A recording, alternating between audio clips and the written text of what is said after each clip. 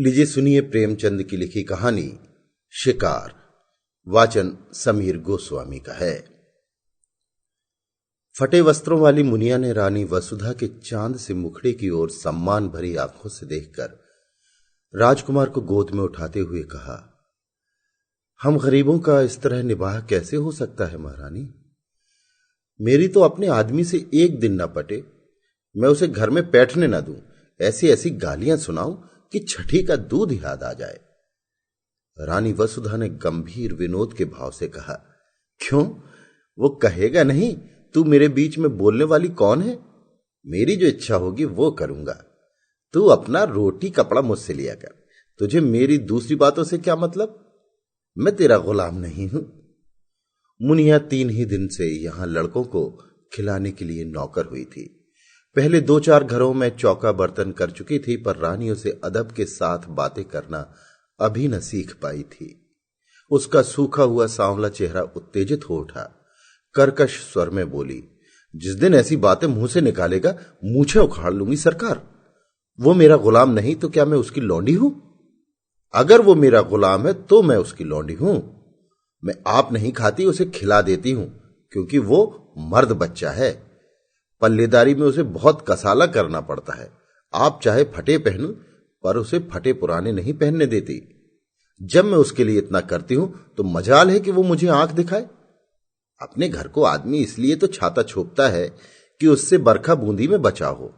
अगर ये डर लगा रहे कि घर ना जाने कब गिर पड़ेगा तो ऐसे घर में कौन रहेगा। उससे तो ऊख की छां ही कहीं अच्छी।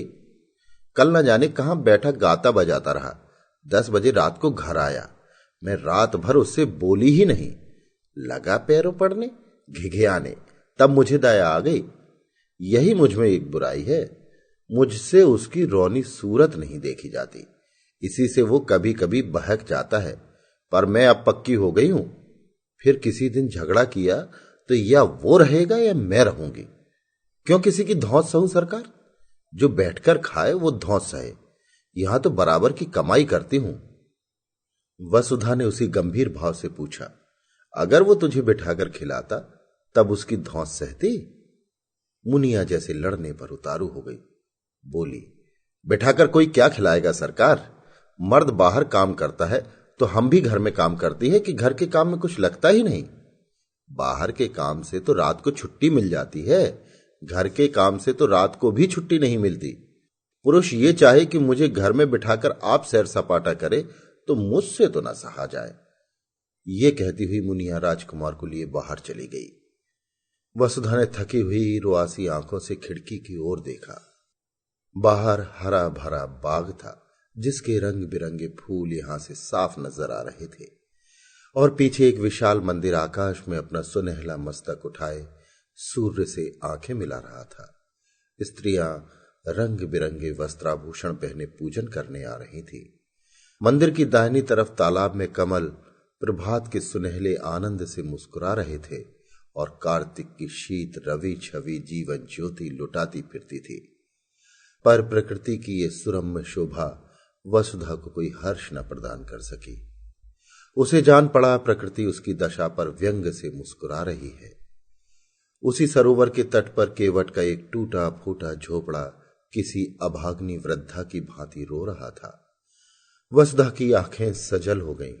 पुष्प और उद्यान के मध्य में खड़ा वो सूना झोपड़ा उसके विलास और ऐश्वर्य से घिरे हुए मन का सजीव मित्र था। उसके जी में आया जाकर झोपड़े के गले लिपट जाऊं और खूब रोऊं। वसुधा को इस घर में आए 5 वर्ष हो गए। पहले उसने अपने भाग्य को सराहा था।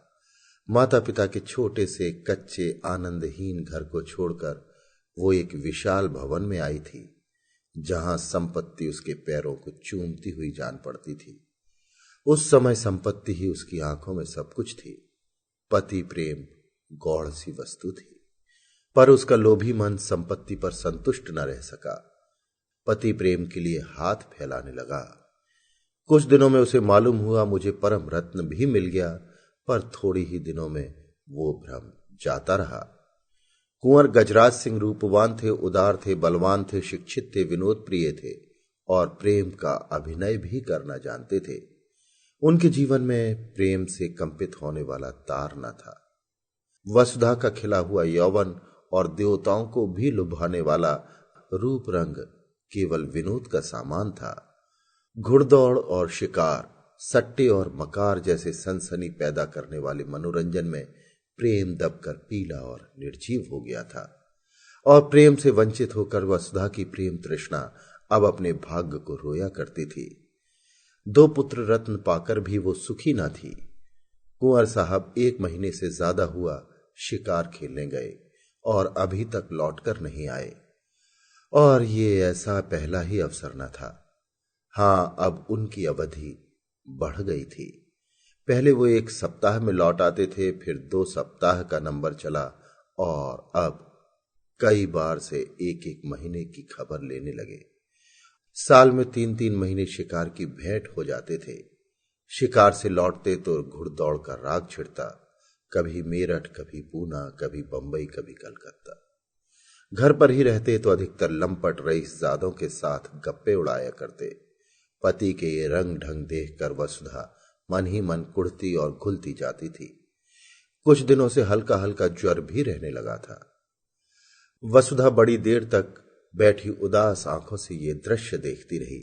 फिर टेलीफोन पर आकर उसने रियासत के मैनेजर से पूछा, कुंवर साहब का कोई पत्र आया? फोन ने जवाब दिया, जी हां, अभी खत आया है। कुंवर साहब ने एक बहुत बड़े शेर को मारा है। वसुधा ने जलकर कहा, मैं ये नहीं पूछती आने को कब लिखा है? आने के बारे में तो कुछ नहीं लिखा। यहां से उनका पड़ाव कितनी दूर है? यहां से 200 मील से कम ना होगा। पीलीभीत के जंगलों में शिकार हो रहा है। मेरे लिए 2 मोटरों का इंतजाम कर दीजिए, मैं आज वहां जाना चाहती हूं। फोन ने कई मिनट बाद जवाब दिया, 1 मोटर तो वो साथ ले गए हैं, 1 हाकिम जिला के बंगले पर भेज दी गई, 3री बैंक मैनेजर की सवारी में, 4थी की मरम्मत हो रही है। वसुधा का चेहरा क्रोध से तमतमा उठा। बोली, किसके हुक्म से बैंक मैनेजर और हाकिम जिला को मोटरें भेजी गईं? आप दोनों मंगवा लीजिए, मैं आज जरूर जाऊंगी। उन दोनों साहबों के पास हमेशा मोटरें भेजी जाती रही हैं, इसलिए मैंने भेज दी। अब आप हुक्म दे रही हैं तो मंगवा लूंगा। वसुधा ने फोन पर आकर सफर का सामान ठीक करना शुरू किया। उसने उसी आवेश में आकर अपना भाग्य निर्णय करने का निश्चय कर लिया था। परित्यक्ता की भांति पड़ी रहकर जीवन को समाप्त न करना चाहती थी। वो जाकर कुंवर साहब से कहेगी, अगर आप समझते हैं कि मैं आपकी संपत्ति की लौंडी बनकर रहूं तो ये मुझसे ना होगा। आपकी संपत्ति आपको मुबारक हो। मेरा अधिकार मेरी संपत्ति पर नहीं, आपके ऊपर है। अगर आप मुझसे जौ भर हटना चाहते हैं तो मैं आपसे हाथ भर हट जाऊंगी। इस तरह की और कितनी ही विराग भरी बातें उसके मन में बगलों की भांति उठ रही थी। डॉक्टर साहब ने द्वार पर आकर पुकारा, मैं अंदर आऊं? वसुधा ने नम्रता से कहा, आज क्षमा कीजिए, मैं जरा पीलीभीत जा रही हूं। डॉक्टर ने आश्चर्य से कहा, आप पीलीभीत जा रही हैं? आपका ज्वर चढ़ जाएगा। इस दशा में मैं आपको जाने की सलाह ना दूंगा। वसुधा ने विरक्त स्वर में कहा, बढ़ जाएगा, बढ़ जाए, मुझे इसकी चिंता नहीं है। वृद्ध डॉक्टर पर्दा उठाकर आ गया और वसुधा के चेहरे की ओर ताकता हुआ बोला, लाइए मैं टेम्परेचर ले लूं। अगर आपका टेम्परेचर बढ़ा होगा तो मैं आपको हरगिज न जाने दूंगा। टेम्परेचर लेने की जरूरत नहीं, मेरा इरादा पक्का हो गया है। स्वास्थ्य पर ध्यान रखना आपका पहला कर्तव्य है। वसुधा ने मुस्कुराकर कहा, आप निश्चिंत रहिए, मैं इतनी जल्दी मरी नहीं जा रही हूं। फिर अगर किसी बीमारी की दवा मौत ही हो तो आप क्या करेंगे? डॉक्टर ने 2-1 बार आग्रह किया, फिर विस्मय से सिर हिलाता चला गया। रेलगाड़ी से जाने में आखिरी स्टेशन से 10 कोस तक जंगली सुनसान रास्ता तय करना पड़ता था, इसलिए कुंवर साहब बराबर मोटर ही पर जाते थे। वसुधा ने उसी से जाने का निश्चय किया। 10 बजते बजते दोनों मोटरें आईं। वसुधा ने ड्राइवरों पर गुस्सा उतारा, अब मेरे हुक्म के बगैर कहीं मोटर ले गए तो मोटर का किराया तुम्हारी तलब से काट लूंगी। अच्छी दिल लगी है, घर को रोए बन की गाय। हमने अपने आराम के लिए मोटरें रखी हैं, किसी की खुशामद करने के लिए नहीं। जिसे मोटर पर सवार होने का शौक हो मोटर खरीदे, ये नहीं कि हलवाई की दुकान देखी और दादे का फातिहा पढ़ने बैठ गए। वो चली तो दोनों बच्चे कुनमुनाए, मगर जब मालूम हुआ कि अम्मा बड़ी दूर हवा को मारने जा रही हैं तो उनका यात्रा प्रेम ठंडा पड़ गया। वसुधा ने आज सुबह से उन्हें प्यार न किया था। उसने जलन में सोचा, मैं ही क्यों इन्हें प्यार करूं, मैंने ही इनका ठेका लिया है। वो तो वहां जाकर चैन करें और मैं यहां इन्हें छाती से लगाए बैठी रहूं। लेकिन चलते समय माता का हृदय पुलक उठा। दोनों को बारी बारी से गोद में लिया, चूमा, प्यार किया और घंटे भर में लौट आने का वचन देकर वो सजल नेत्रों के साथ घर से निकली। मार्ग में भी उसे एक बच्चों की याद बार बार आती रही। रास्ते में कोई गांव आ जाता और छोटे छोटे बालक मोटर की दौड़ देखने के लिए घरों से निकल आते और सड़क पर खड़े होकर तालियां बजाते हुए मोटर का स्वागत करते, तो वसुधा का जी चाहता इन्हें गोद में उठाकर प्यार कर लूं। मोटर जितने वेग से आगे जा रही थी उतनी ही वेग से उसका मन सामने के वृक्ष समूहों के पीछे की ओर उड़ा जा रहा था। कई बार इच्छा हुई घर लौट जाऊं।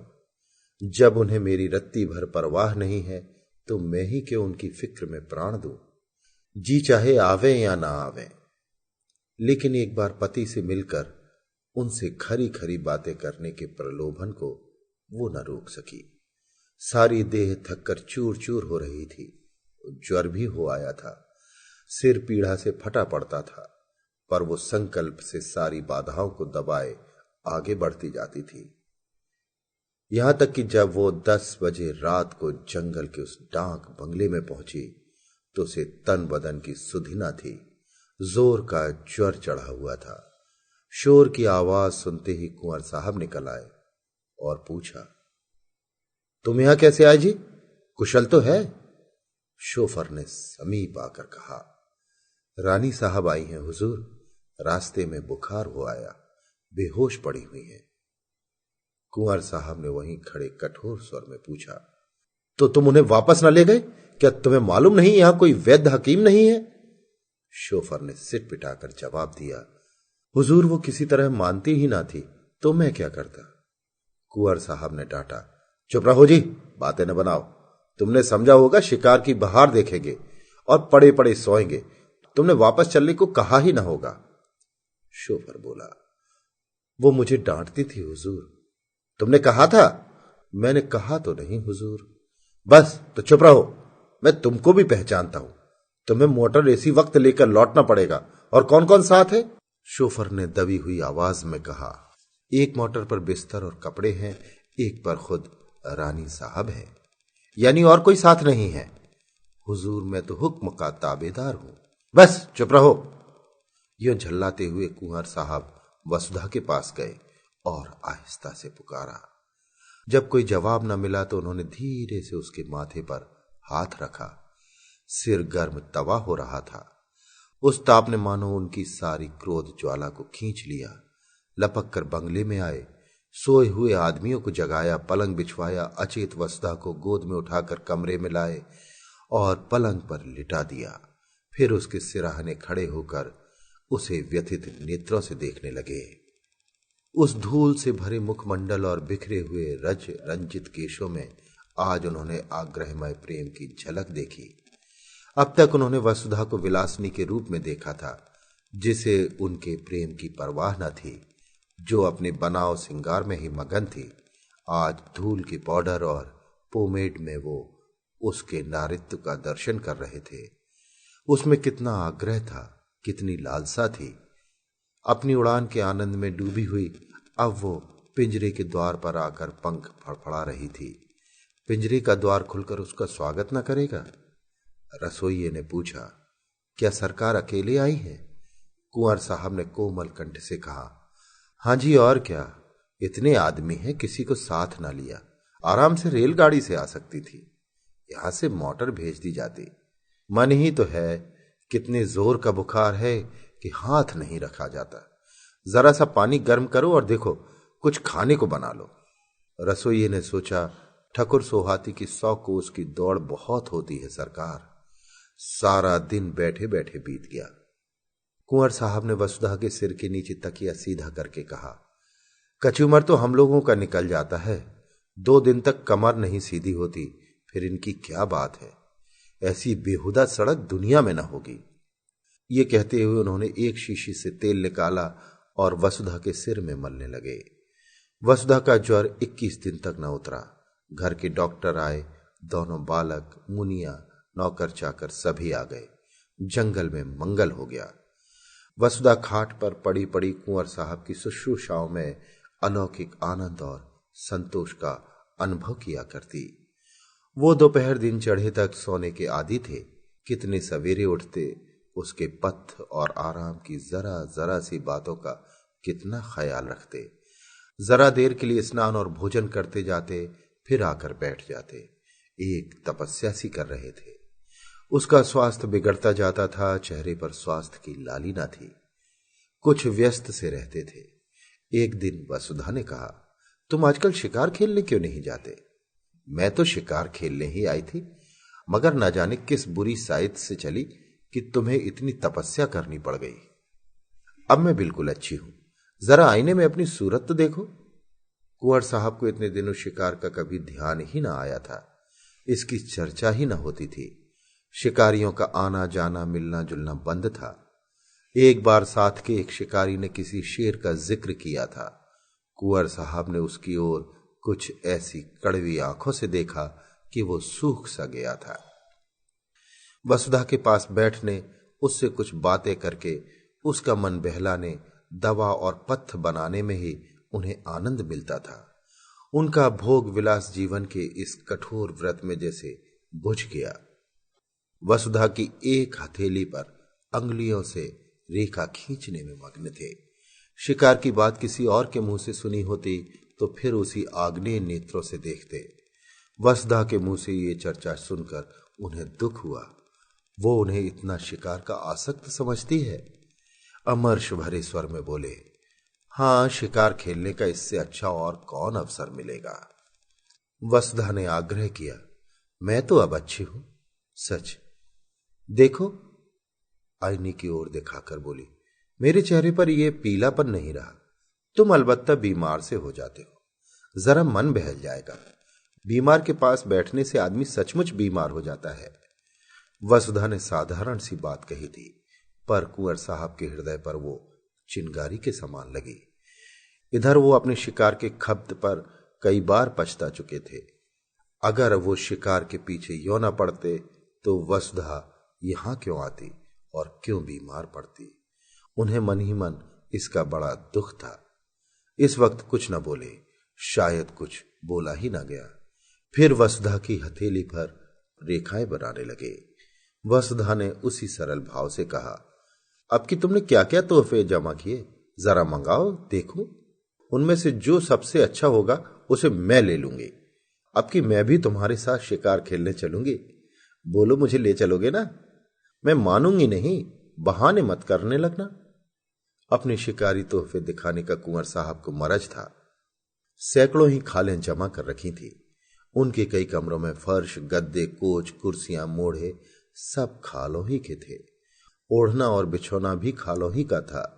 बाघंबरों के कई सूट बनवा रखे थे। शिकार में वही सूट पहनते थे। अब की भी बहुत से सींग, सिर, पंजे, खालें जमा कर रखी थी। वसुधा का इन चीजों से अवश्य मनोरंजन होगा। ये न समझे कि वसुधा ने सिंह द्वार से प्रवेश न पाकर चोर दरवाजे से घुसने का प्रयत्न किया है। जाकर वो चीजें उठवा लाए, लेकिन आदमियों को पर्दे की आड़ में खड़ा करके पहले अकेले ही उसके पास गए। डरते थे कहीं मेरी उत्सुकता वसुधा को बुरी न लगे। वसुधा ने उत्सुक होकर पूछा, चीजें नहीं लाए? लाया हूं, मगर कहीं डॉक्टर साहब न हो। डॉक्टर ने पढ़ने लिखने को मना किया था। तोहफे लाए गए। कुंवर साहब एक एक चीज निकालकर दिखाने लगे। वसुधा के चेहरे पर हर्ष की ऐसी लाली हफ्तों से न दिखी थी, जैसे कोई बालक तमाशा देखकर मगन हो रहा हो। बीमारी के बाद हम बच्चों की तरह जिद्दी, उतने ही आतुर, उतने ही सरल हो जाते हैं। जिन किताबों में भी मन न लगा हो वो बीमारी के बाद पढ़ ही जाती हैं। वसुधा जैसे उल्लास की गोद में खेलने लगी। चीतों की खालें थीं, बाघों की, मृगों की, शेरों की। वसुधा हर एक खाल नई उमंग से देखती, जैसे बायोस्कोप के एक चित्र के बाद दूसरा चित्र आ रहा हो। कुंवर साहब एक एक तोहफे का इतिहास सुनाने लगे। ये जानवर कैसे मारा गया, उसके मारने में क्या क्या बाधाएं पड़ी, क्या क्या उपाय करने पड़े, पहले कहां गोली लगी, आदि। वसुधा हर एक की कथा आंखें फाड़ फाड़ कर सुन रही थी। इतना सजीव स्फूर्तिमय आनंद उसे आज तक किसी कविता, संगीत या आमोद में भी न मिला था। सबसे सुंदर एक सिंह की खाल थी, वही उसने छांटी। कुंवर साहब की ये सबसे बहुमूल्य वस्तु थी। उसे अपने कमरे में लटकाने को रखे हुए थे। बोले, तुम बाघंबरों में से कोई ले लो, ये तो कोई अच्छी चीज नहीं। वसुधा ने खाल को अपनी ओर खींच कर कहा, रहने दीजिए अपनी सलाह, मैं खराब ही लूंगी। कुंवर साहब ने जैसे अपनी आंखों से आंसू पोंछ कर कहा, तुम वही ले लो, मैं तो तुम्हारे ख्याल से कह रहा था, मैं फिर वैसा ही मार लूंगा। तो तुम मुझे चकमा क्यों देते थे? चकमा कौन देता था? अच्छा, खाओ मेरे सिर की कसम कि ये सबसे सुंदर खाल नहीं है। कुंवर साहब ने हार की हंसी हंस कर कहा, कसम क्यों खाए, बस एक खाल के लिए? ऐसी ऐसी लाख खाले हों तो तुम्हारे ऊपर निछावर कर दूं। जब शिकारी सब खाले लेकर चला गया तो कुंवर साहब ने कहा, मैं इस खाल पर काले ऊन से अपना समर्पण लिखूंगा। वसुधा ने थकान से पलंग पर लेटते हुए कहा, अब मैं भी शिकार खेलने चलूंगी। फिर वो सोचने लगी, वो भी कोई शेर मारेगी और उसकी खाल पतिदेव को भेंट करेगी। उस पर लाल ऊन से लिखा जाएगा, प्रियतम। जिस ज्योति के मंद पड़ जाने से हर एक व्यापार, हर एक व्यंजन पर अंधकार छा गया था, वो ज्योति अब प्रदीप्त होने लगी थी। शिकारों का वृतांत सुनने की वसुधा को चाट सी पड़ गई। कुंवर साहब को कई कई बार अपने अनुभव सुनाने पड़े। उसका सुनने से जी ही ना भरता था। अब तक कुंवर साहब का संसार अलग था, जिसके दुख, सुख, हानि, लाभ, आशा, निराशा से वसुधा को कोई सरोकार ना था। वसुधा को इस संसार के व्यापार से कोई रुचि ना थी, बल्कि अरुचि थी। कुंवर साहब इस पृथक संसार की बातें उससे छिपाते थे, पर अब वसुधा उनके संसार में एक उज्जवल प्रकाश, एक वरदानों वाली देवी के समान अवतरित हो गई थी। एक दिन वसुधा ने आग्रह किया, मुझे बंदूक चलाना सिखा दो। डॉक्टर साहब की अनुमति मिलने में विलंब न हुआ। वसुधा स्वस्थ हो गई थी। कुंवर साहब ने शुभ मुहूर्त में उसे दीक्षा दी। उस दिन से जब देखो वृक्षों की छाह में खड़ी निशाने का अभ्यास कर रही है और कुंवर साहब खड़े उसकी परीक्षा ले रहे हैं। जिस दिन उसने पहली चिड़िया मारी, कुंवर साहब हर्ष से उछल पड़े। नौकरों को इनाम दिए, ब्राह्मणों को दान दिया गया। इस आनंद की शुभ स्मृति में उस पक्षी की ममी बनाकर रखी गई। वसुधा के जीवन में अब एक नया उत्साह, एक नया उल्लास, एक नई आशा थी। पहले की भांति उसका वंचित हृदय अशुभ कल्पनाओं से त्रस्त न था। अब उसमें विश्वास था, बल था, अनुराग था। कई दिनों बाद वसुधा की साधना पूरी हुई। कुंवर साहब उसे साथ लेकर शिकार खेलने पर राजी हुए, और शिकार था शेर का, और शेर भी वो जिसने इधर 1 महीने से आसपास के गांवों में तहलका मचा दिया था। चारों तरफ अंधकार था, ऐसा सघन कि पृथ्वी उसके भार से कराहती हुई जान पड़ती। कुंवर साहब और वसुधा एक ऊंचे मचान पर बंदूक लिए दम साधे बैठे हुए थे। बहुत भयंकर जंतु था। अभी पिछली रात को वो एक सोते हुए आदमी को खेत में मचान पर से खींच कर ले भागा था। उसकी चालाकी पर लोग दांतों तले अंगुली दबाए थे। मचान इतना ऊंचा था कि चीता उछल कर न पहुंच सकता था। हां, उसने ये देख लिया था कि ये आदमी मचान पर बाहर की तरफ सिर किए सो रहा था। दुष्ट को एक चाल सूझी। वो पास के गांव में गया और वहां से एक लंबा बांस उठा लाया। बांस के एक सिरे को उसने दांतों से कुचला, और जब उसकी कच्ची सी बन गई तो उसे ना जाने अगले पंजों या दांतों से उठाकर सोने वाले आदमी के बालों में फिराने लगा।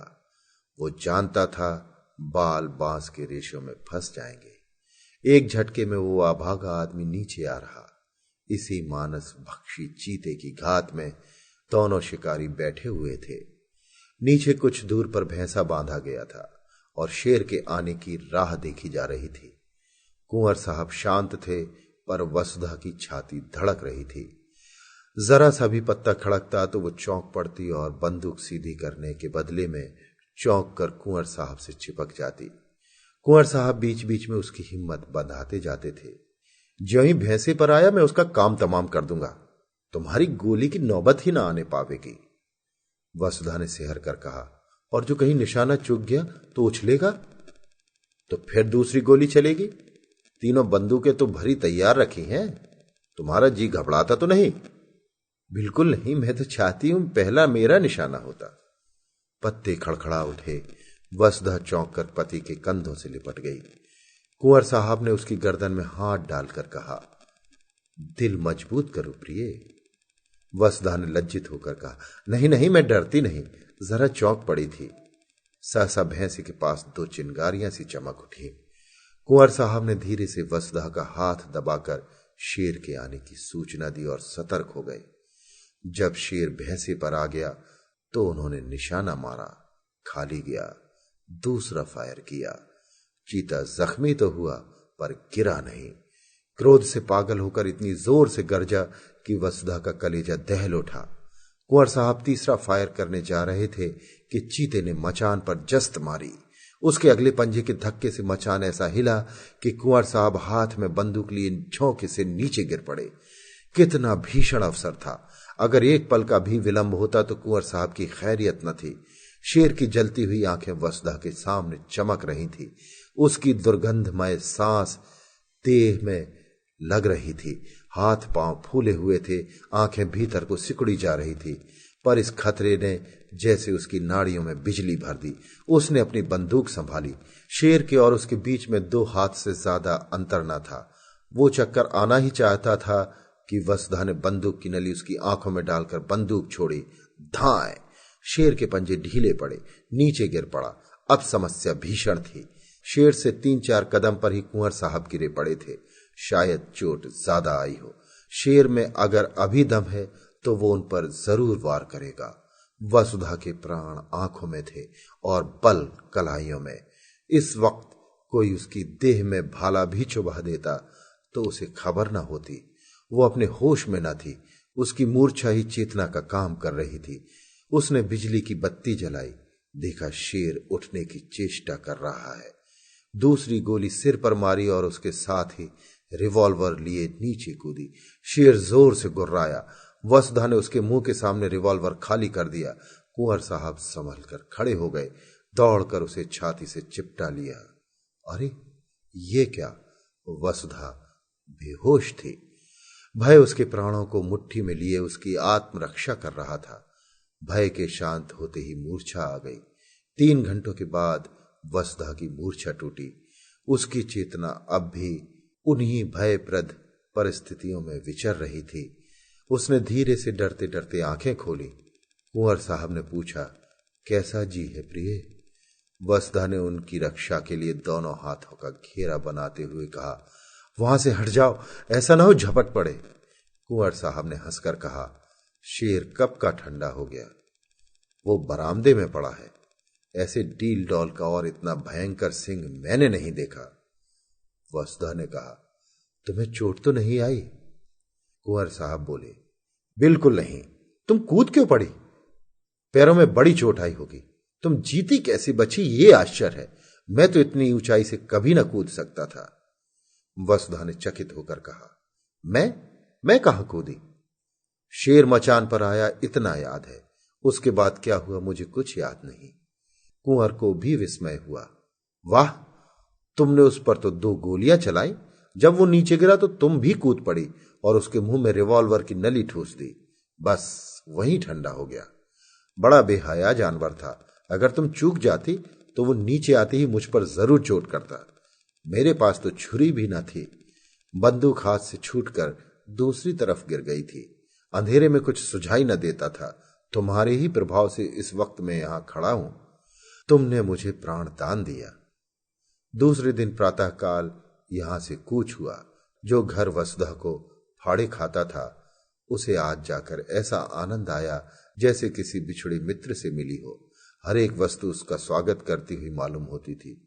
जिन नौकरों और लौंडियों से वो महीनों से सीधे मुंह न बोलती थी, उनसे वो आज हंस हंस कर कुशल पूछती और गले मिलती थी, जैसे अपनी पिछली रुखाइयों की पटौती कर रही हो। संध्या का सूर्य आकाश के स्वर्ण सागर में अपनी नौका खेता हुआ चला जा रहा था। वसुधा खिड़की के सामने कुर्सी पर बैठकर सामने का दृश्य देखने लगी। उस दृश्य में आज जीवन था, विकास था, उन्माद था। केवट का वो सूना झोपड़ा भी आज कितना सुहावना लग रहा था। प्रकृति में मोहनी भरी हुई थी। मंदिर के सामने मुनिया राजकुमारों को खिला रही थी।